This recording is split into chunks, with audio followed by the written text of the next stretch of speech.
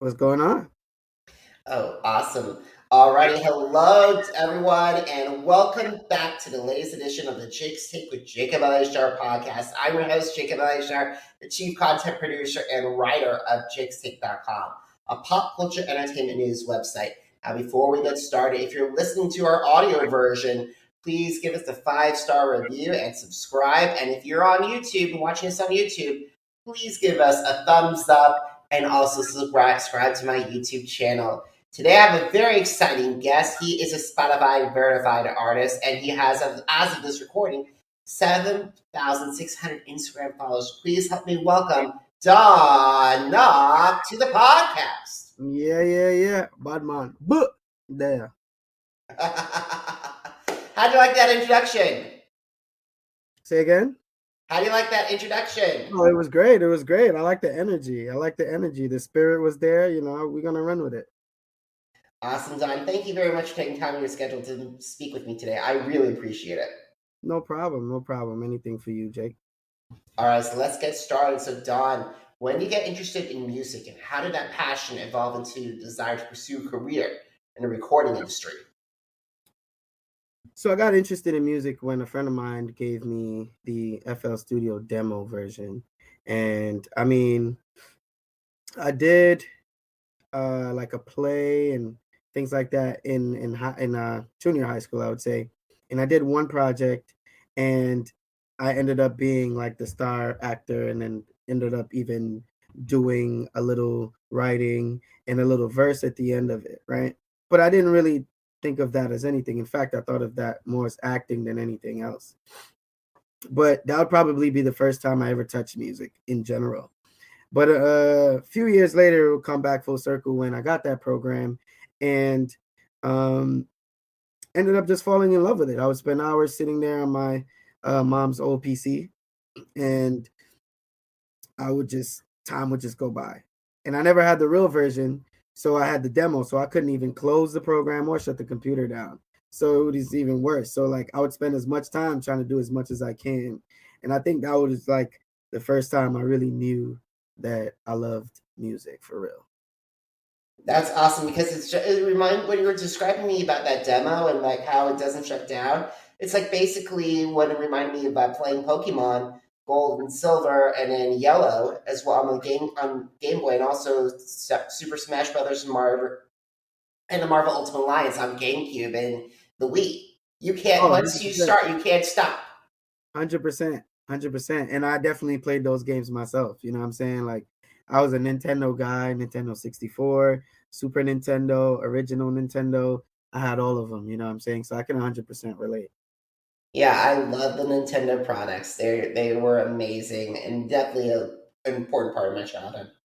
For sure. And it's funny because even with that program, I remember my brother telling me every day he'd walk by and he'd be like, yeah, this is trash.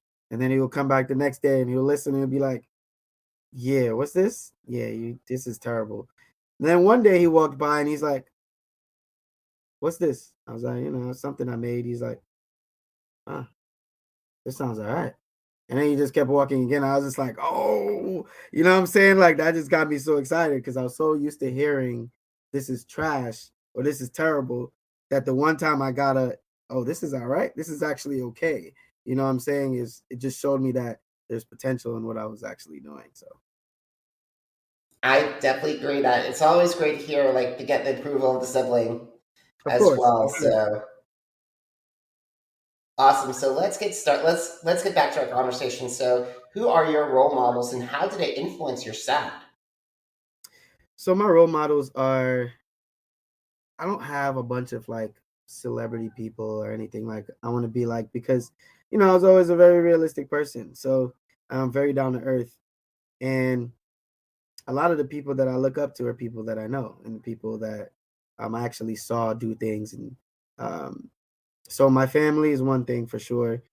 I have a very good family support. I'd say I was basically raised by a gang of women, you know what I'm saying, aunts and my mom, and I have two older brothers as well, that obviously greatly influenced me as well. So I would say, especially my mom, knowing where she came from to where she went to, and then bringing all her sisters and then having them do the same. going from a little village in Jamaica to having your master's degree, you know what I'm saying? And now they pretty much all have master's degrees over and over, like multiple. So, seeing that and even migrating to the US and getting recruited as a teacher from Jamaica, those stuff are what kind of matters to me, because it showed me that if you work hard towards something, you can get there. So a lot of times we see a lot of the celebrities do things and see dope things, but we don't really know what it took to get from point A to point B. You know what I'm saying? And typically I find that, especially nowadays, people are idolizing you getting there, but they're not paying attention to the journey and what it took for you to get there. And I think that's the important part, because that's where the real gems are. That's where you learn the most.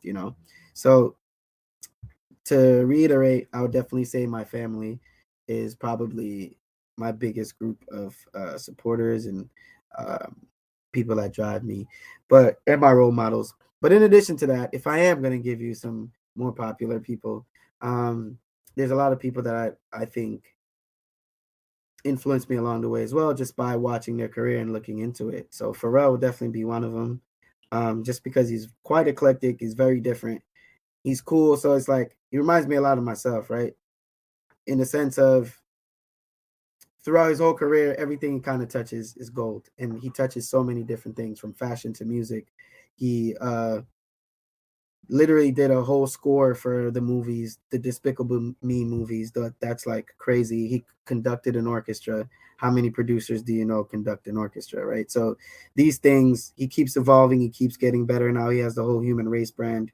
And not to mention how many different kinds of people he works with. So from the most gangster of rappers to the most square of artists, he's just able to work with an eclectic group of people and constantly keep and stay true to himself, but at the same time keep reinventing himself, or keep being exciting for the most part, right? So, and lastly, on a more recent level, well, not really lastly, I'm gonna mention two more. Travis Scott, definitely love everything he's doing. I love how everything he's doing with his brand is just really integrated. So it's all seamless.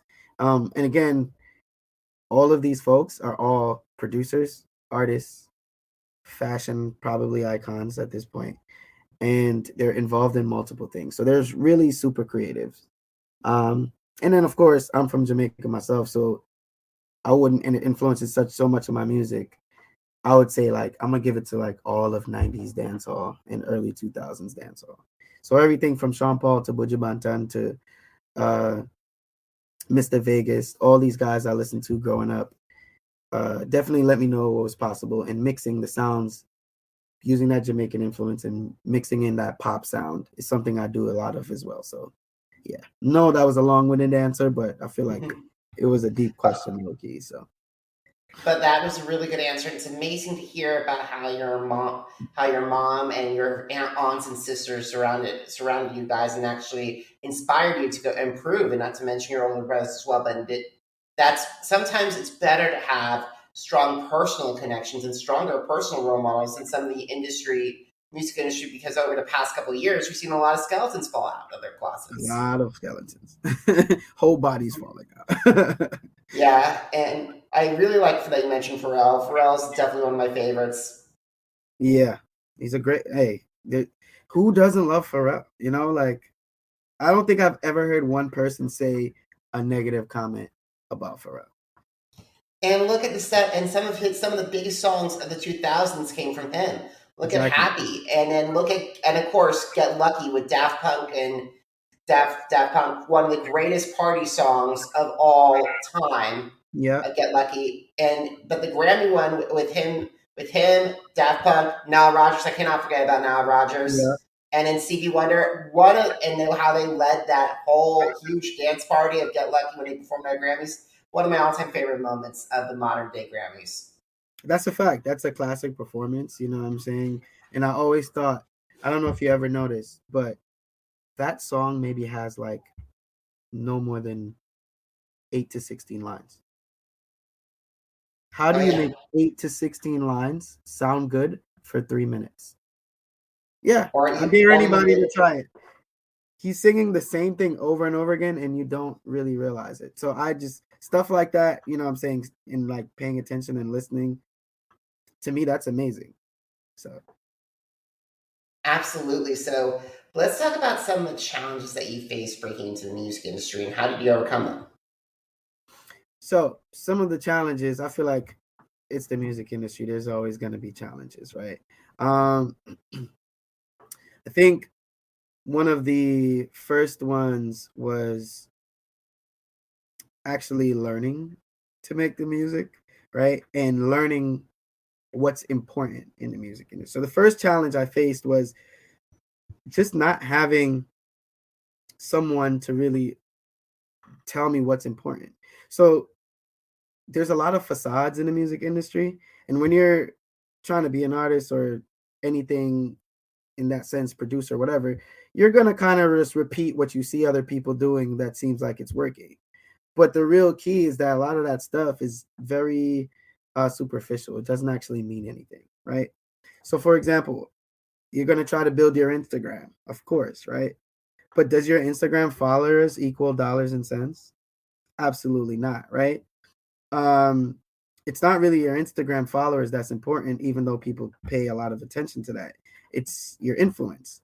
So if you have 3,000 followers and you can garner 1,000 likes, you have a greater influence than someone that has 100,000 followers and 1,000 likes. You know, so learning that, um, and even on a grand scale, it just shows you that it's not just about perception. So a lot, basically getting through a lot of those smoke and mirrors, where that's one of the challenges I had to face, basically learning what's actually important versus what just looks good, right? So I would like come up with logos and t-shirts and all this stuff, and it's like, yeah, that stuff is important, but what ended up happening is I looked like an artist without actually being an artist. So I think, to conclude and bring it all together, one of the first things I learned was, don't just look like an artist, actually be an artist. Don't just have a nice website. There's no point in having a nice website and having a nice outfit and all this stuff if your song doesn't sound good. It's not mixed and mastered. That means to me your priorities are kind of backwards, right? 100%. Because the thing is, I rather listen to music that's really good and that has really good influence. It definitely has social media, but however, same time, it's like it goes with the grass is always green on the other side, envy appeal that people don't Right, understand. right, right. So I think that's one of the definitely one of the challenges. Another challenge I had to deal with, which we hear about all the time, is um, learning how to deal with people and different eclectic types of folks. You never know who you're gonna encounter when you walk into a room. So you kind of learn how to maneuver in that sense. So I would say also, if a big celebrity comes in a room, it's okay to be a fan, right? But you don't want to do a backflip in the middle of the room and, like, you know what I'm saying? Like, you want to kind of know how to maneuver, because that person will literally just put you in a box. Or I've seen literally people get kicked out of studio sessions because they're trying to push their beat while the artist is recording another song. It's like, yo, I got beats, but he's like, it's not the time for that, you know? So learning how to maneuver is definitely another lesson. And lastly, where you don't have resources, be resourceful. I think that one's Those pretty are all simple. great lessons. Yeah. And I definitely had a place in time for that where where I'm meeting artists and lose and trying to be professional. Right. Yeah, I definitely had some incredible moments like that time I met Brittany. Exactly. And I mean, like, of course, you've been listening to this person for years. You think you know who they are, you've read their bios. It's like you've been wanting to meet this person. So of course you're gonna get excited. They inspired you. But at the same time, you don't want this to be the only time you'll ever be able to talk to this person. You know what I'm saying? So, and you'll get the chance typically to be like, hey, and there's nothing wrong with being like, hey, I'm such a fan of your work. You know what I'm saying? Like, you greatly inspired me, blah, blah, blah. There's nothing wrong with that. But it's how that message comes across, right? So I think that's very important. So that's why I kind of try to sum it up to knowing how to maneuver. Absolutely, absolutely. And maneuvering is so important, but also reading the room is a little more imperative. Exactly. Imperative that you guys do that. Ultimately, exactly what I mean. Like, to me, they're hand in hand. Yeah. Alrighty, so I got to talk to you about some of your songs and the stories behind them. Yep. I would love to get into it. All right, let's start with Under the Moonlight with Ahsoka. Ashoka. I'm so sorry. I'm a Star Wars fan, so I know. And there's a character named Ahsoka Tano, so when I saw Ahsoka. Yeah. I think it's actually from an anime, actually. So, I actually asked him. I was like, "Is that your real name?" You know, like, we actually had a whole conversation about it. But yeah, how did that one come about? Oh, okay, got you. So I actually met Ashoka's manager, and we ended up connecting, and he let me know he had an artist. Shout outs to Kayvon. He actually works for Genius. So he introduced me to his artist, and brought him over to my studio, and we kind of just listened to tracks, whatever. And then he reached out to me again another day, and I ended up going to his house. We both kind of have he had a studio set up at his house. So I ended up going over to his house because he kind of let me know that he wanted to work on some new music. So went there, worked on some stuff, and then I played him because I don't remember if I told him that I was making music myself as well. So at that point is when I played him some records. And when I played him Under the Moonlight, it was just an idea, but he went crazy for it. He was just like, bro, this one is crazy. Like, this one is really dope, you know? So I think he told me right away, like, I would probably want to get on this, you know? And but people say stuff. So I listened to it, but kind of just went back into more music, whatever. And then I ended up going back to his house to finish those records. And then he mentioned it again. He was like, bro, that song you had, I think it was called Under the Moonlight. Yeah. I really actually want to jump on that, bro. Like, I think it's a dope record. And the rest was history. We recorded it right then and there that day. That's pretty cool, and it's amazing how someone remembers the actual title and the actual song beats after, like, let's say months. Right. I can say, let's do it. Exactly. Because I know I got the memory of a goldfish. I don't know how he did it, but I could probably sing you the whole melody, but don't ask me the song name. Okay, I will do that. Okay, so let's talk about as of this recording, your most streamed song on Spotify with 30,000 streams is Parlay. Yeah, Parlay. So Parlay is probably the first song that I feel like started leading me towards what my true sound more so was. So it's the first one where I felt like that's the first one where I really blended the Jamaican vibes with the New York vibes and came up with this sound that Don Knock sounds like today. So Parlay came about in a period of my life where I was living my best life, you know. So at that point in time, it was just like I wasn't interested in anything serious, you know. I was just trying to have fun. So essentially that's where the lyrics in the song came about. It's more like, let's parlay, you know, like, let's go hang out, let's see each other, that's fine, but I don't want to be committed to anything at the time, you know. So that's literally where that came about, you know, which is why it's like the whole song, the whole premise is speaking about the fact that we can have the best day or the best night ever, but don't bet on me being there in the morning. And that's basically what the whole song is about. That's a nice jam too. Thank you, man. I'm glad you like it. Okay, WYA. So where you at is actually abbreviation for where you at. Maybe I should have put some dots in there, right? Like Um, but Where You At is actually one of my favorite records that I just keep going back to, personally, right? And I spent a lot of time traveling in my 20s, so um, I wanted to make a song about it. And on my travels, I meet females, and when you meet someone, especially in another country, that's one of the first, like, where you from? Tell me all about you. You know what I'm saying? What do you like to do? So that's why the song is like, just tell me where you're from. I want to know where you've been. I'll go anywhere you are just to see you again. Because it's like, it summarizes that whole notion. It's like, just tell me where you, right? Okay. Now I know where you're from. I want to know where you've been. Tell me about your history. Tell me more about you. Who are you as a person? I'll go anywhere you are. So now that I know so much about you, I like you. So now wherever you're going, I'm trying to come there too because I want to see you again, just to see you again. And that's the pretty much the premise of that whole record. Actually, it's it's literally all in the words. And that brings me to Copenhagen, 24-hour rendezvous. Yeah.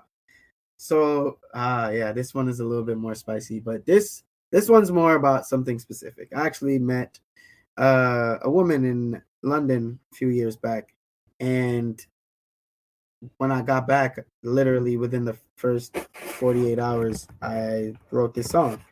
She was actually from Denmark, from Copenhagen. So um, when I got back, I was inspired by my trip. It was my first time to Europe. We did 5 countries in 10 days, me and my brother. So yeah, it was a pretty intense trip, and met this girl in London, told me she was from Copenhagen. I don't even think I know where Copenhagen was at the time. So it was just like when I got back, I was just like, please fly me out to Copenhagen because I got something special waiting. We can call it a vacation. I'll be there. Just tell me you're waiting. So that whole thing is just like, somebody needs to get me back to this girl, like, and I will just say the word and I will get on this flight right now. Right. So that's basically what the song was about. But about my, which is why it's called also 20 hours, because when we met, I only had 20 hours left in London with her. So we spent 20 hours together uh, after that. And actually, we ended up dating for a while. So those 20 hours turned into a few years, actually. That's pretty amazing that all of that can come from one song. I know, right? Yeah. So the crazy thing is, typically, my songs are a reflection of where I'm at. 9 out of 10 times they're about women and my experiences with women. But they all tell a story, and that's kind of why I also love music. And I feel like that's missing from music now. Something telling, or you go through something, and something where you can visualize, not just like this is what it is and this is what it is, something where you can take my lyrics and create your own story from it, or like you can listen to what I'm saying in the song and relate to it because you have a similar experience. So like, where you at, anyone that travels can relate to that. Copenhagen, if you go to Copenhagen, you're going to think of this record now, you know what I'm saying? So that's definitely something that I try to put into my music. I guess I got that from that early 2000s era that I feel, in the 90s era, that I feel like's missing today. It's just putting that story and that relatability into the music. That's incredible. That's really incredible. So, at the end of April, there's one final song. It's Regular. Yeah. And Regular's music video, your collaboration with Team Manny, and I Yeah. apologize if I butcher his name. Nah, it's T Mane. It's okay though. Team Manny. Yeah. At the end of April, Regular's music video aired on BET Jams, BET Soul, MTV Jams, and VH1 Soul. So, Yep. what did it mean to have that music video be broadcast by three of the biggest music television brands? I mean, who doesn't know what Viacom is, And again, like the era that I grew up in, it was like you woke up in the morning to get dressed for school, and it was AM wake up with on MTV, and they're just playing videos before everything became a reality show. That's what it was. Music television actually had music on it. So um that was pretty important because I grew up listening to these watching these stations, I should say, and every morning getting dressed for school, and that was the play track or the backdrop to my mornings and my evenings. You know what I'm saying? And staying up late and watching BET Uncut when I know I shouldn't be watching that. You know what I'm saying? So that was pretty important to me. It's really nostalgic. So it's definitely important. Um, Definitely a milestone for me as of right now. So yeah. There are so many incredible moments I remember from MTV, especially Carson Daly's TRL, Come especially on. with seeing the Backstreet Boys, seeing literally 10,000 people in Times Square just to see the Backstreet Boys perform on the roof Right. from their Millennium album. Exactly. And I remember like just being at that time I still lived in Jamaica, so it was even crazier.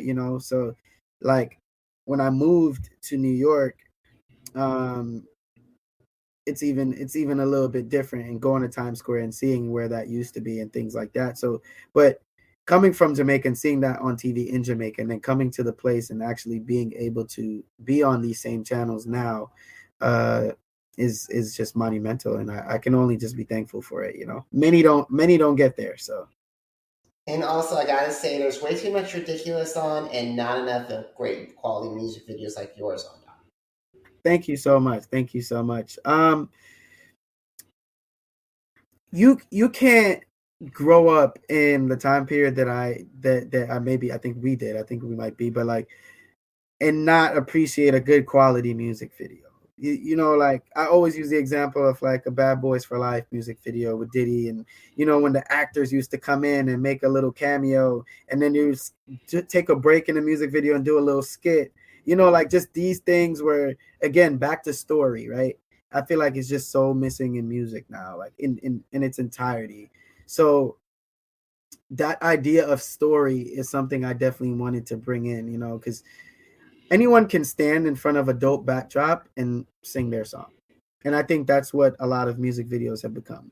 We create these dope backdrops, these dope scenes, whether it's just putting a bunch of plants in the background and then artists perform their song, or we got 5 girls twerking behind us, which is great too. Everybody loves women twerking, but there's a time for that and there's a place for that.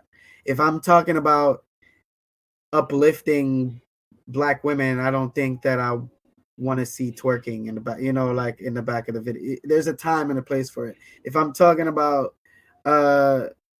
like, I think your subject matter should also match what's going on, and everything should come through full circle. And more important for me, the best thing about this music video is the fact that we shot it in Jamaica, which is where I grew up. We put the resources back into the country. I'm taking this sound from the country I came from. And a lot of people, they migrate, they come to America, or they go to another first world country through music, and they don't give back or pay homage to the countries they came from. So that's something I want to make sure that I do, which is why we went back to Jamaica as well for this. All the girls in that video are 100% Jamaican. They all live there. They all were paid nicely. They, what I'm saying, like everyone from the video pretty much was from Jamaica, with the exception of the actual videographer, because we've just built a rapport. That's the same guy I use for all my music videos. Shout outs to Shimo. And yeah, so I wanted to make sure I give back to that community and to my country that gave me everything. The screening party, the release fit for the video, we actually did an initiative and ended up raising funds, put a proceed of the bar towards giving back to creatives in Jamaica. So that's an initiative that I'm starting. And when I put out the Rooms project, which is coming soon, that's definitely going to be something we continue throughout. So we're going to put back a portion of proceeds towards creatives in Jamaica. I think that's a wonderful cause. I definitely think that's good on you for starting that and having that initiative to do that. And I think a lot of Jamaican boys and girls who are looking to become musicians and creatives are definitely going to be very helped out with this initiative.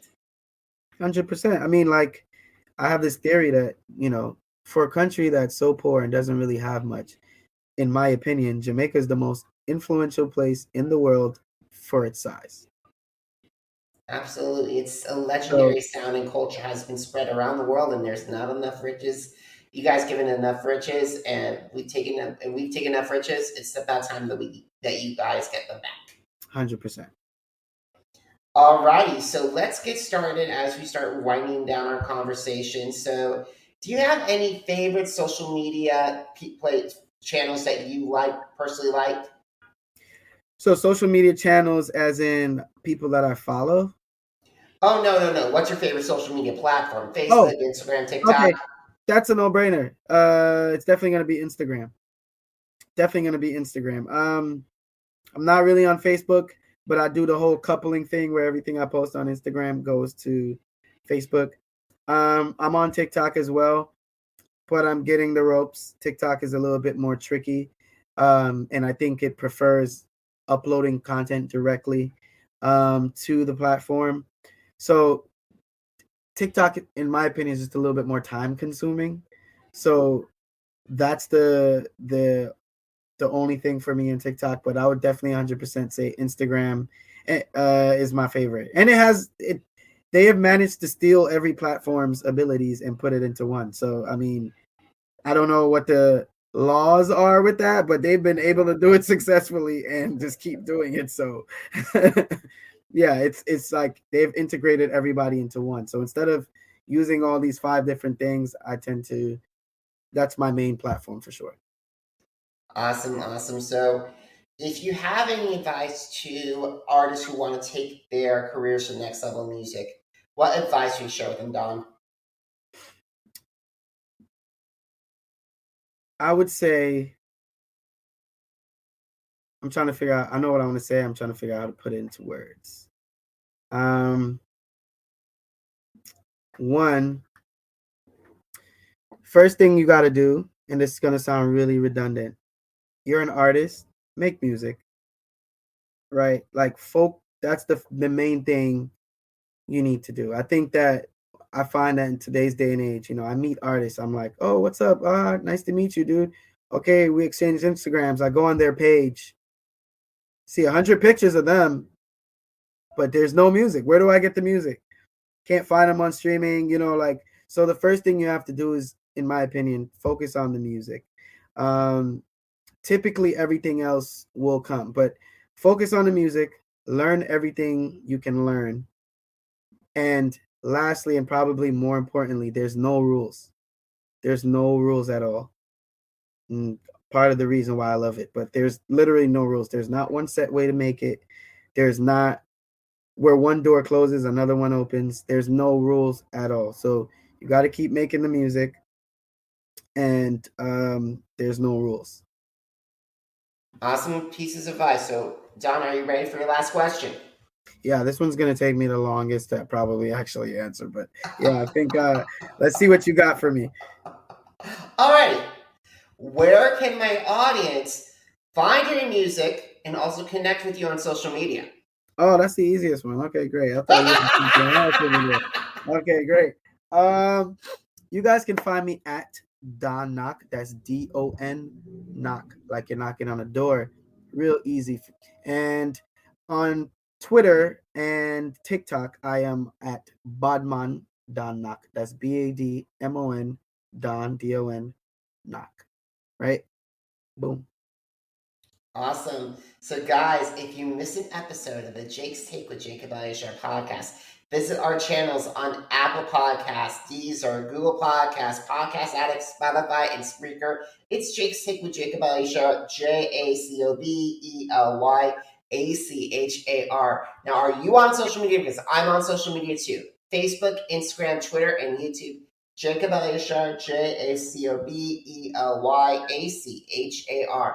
And Don, the blog that started it all, jakes.shake.com, is turning 11 years old in August. Awesome. 11 years of amazingness, I hope.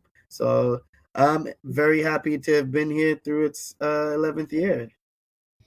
Awesome. And guys, if you want to check, you can find out interviews, more articles, and music reviews on jakes-shake.com. Once again, jakes-shake.com. And guys, please, if you're financially able to, please consider heading to my PayPal channel to help keep jakes-take.com and my platform up and running. I'm a one-man band. I do everything. So including talking to Don, preparing for the questions, and also arranging for him to come on this podcast and also editing the podcast. So if you're financially able to, awesome. Thank you so much. If not, I totally understand. But a strong social media alternative is follow me on social media and also subscribe to the podcast. Don, thank you so much for taking time out of your schedule to speak with me. I really appreciate it. Thank you, Jake. Make sure you guys check him out. You know what I'm saying? We want to make sure he sees many more years of this. You know what I'm saying? And make sure you guys also follow me at Don Knock on Spotify and all the streaming platforms as well. Absolutely. All right, guys. Thank you so much for taking time in your schedule. Thank you so much for watching. Thank you so much for listening. Until next time, have a great one, everybody. Bye.